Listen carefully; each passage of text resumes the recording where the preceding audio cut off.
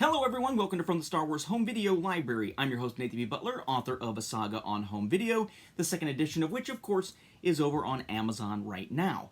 And we're going to start sort of a string here of relatively quick episodes. My goal is to try to hit some things that we haven't seen before, some of which is new, but kind of short content to talk about, some of which is sort of like different takes on stuff we've seen before, like different variants of stuff we've seen before, with the goal of putting together a whole bunch of quick episodes here as I'm recording late at night on a Sunday. Usually I'd be recording during the day. Probably notice the different lighting. It's kind of making my head, I'm sure, kind of glow because of all the grays and everything.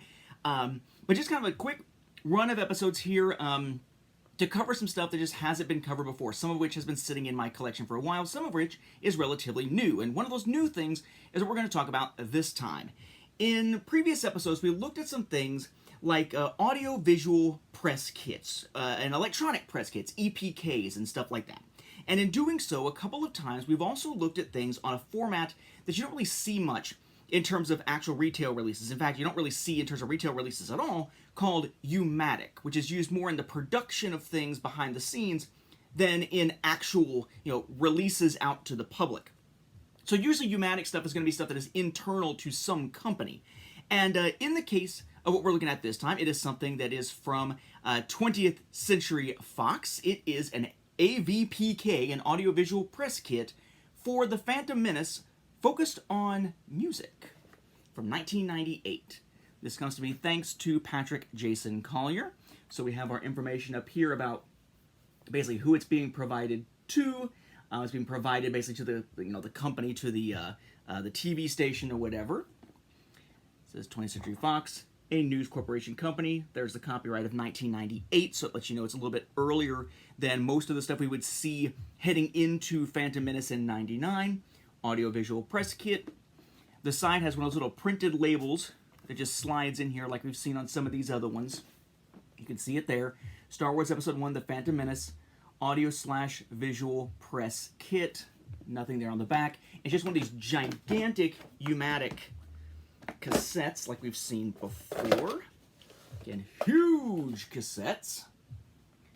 And there's our cassette there. I'll go through all this stuff in a moment. Nothing really on the side. It's a little bit splotchy here because I had to use some glue to make sure that flap stayed down instead of going up where it could tear and rip the whole thing off. But it's a U-matic cassette, as we've seen every great once in a while before.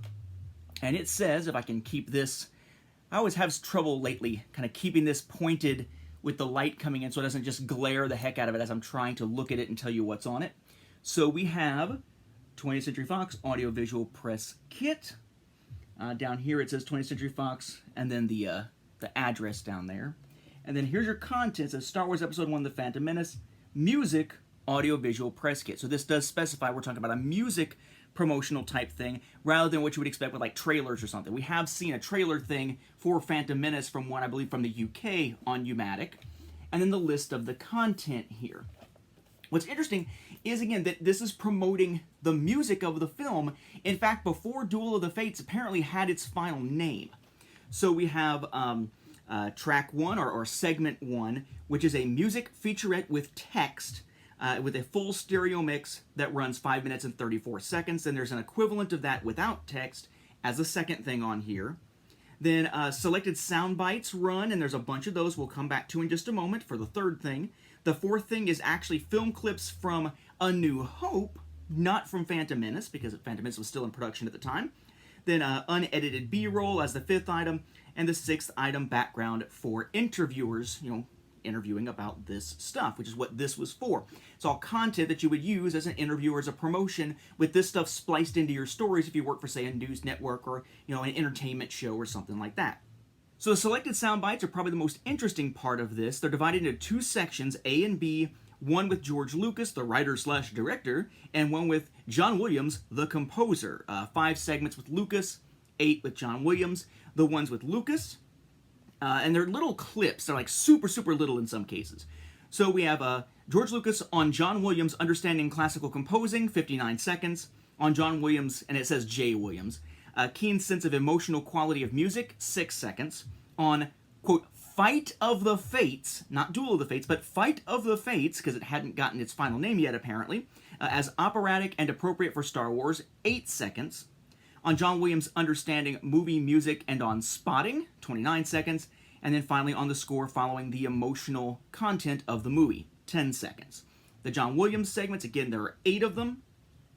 We have on pleasure of accompanying G. Lucas, George Lucas, on his journey, 20 seconds. On G. Lucas initially calling him and music spotting, 22 seconds. On the challenge of doing Anakin's theme, 1 minute and 3 seconds. Whoa, more than a minute on a single segment. On music needing to be straightforward, 13 seconds. On Fight of the Fates and choral element that is choir-like, if I'm saying that correctly. I always have trouble saying choral in that sense and not thinking choral like a reef. Let's see, 16 seconds. On derivation of choral parts of Fight of the Fates, 23 seconds. On how chorus gives sense that within a temple, okay, 8 seconds. I did say that correctly. I was checking my grammar there, and that's just the way it is. And on using Sanskrit words in chorus, 49 seconds. So if someone back in 1998 were wanting to do some type of story on an entertainment program or a news program or whatever to talk about the upcoming Star Wars prequels, specifically Phantom Menace, they could talk about the music because the music was kind of rolling along here, specifically focusing on Fight, eventually Duel of the Fates, and they would have all the stuff they would need to do that thanks to this package here provided on U-matic. I don't know, I just like these kind of weird little things here. Again, this comes to me through Patrick Jason Collier, who had this in his collection and wanted to send it over into mine. So thank you very much to him. And yeah, kind of a cool little thing here to add to my Star Wars home video library. This, I believe, is only the 3rd U-matic Star Wars item I've managed to acquire at all, and it's not like I went looking for this one. He reached out to me, which was, again, very, very appreciated. So with that, we'll wrap up this episode. Thank you for watching, and may the Force be with the home video viewers.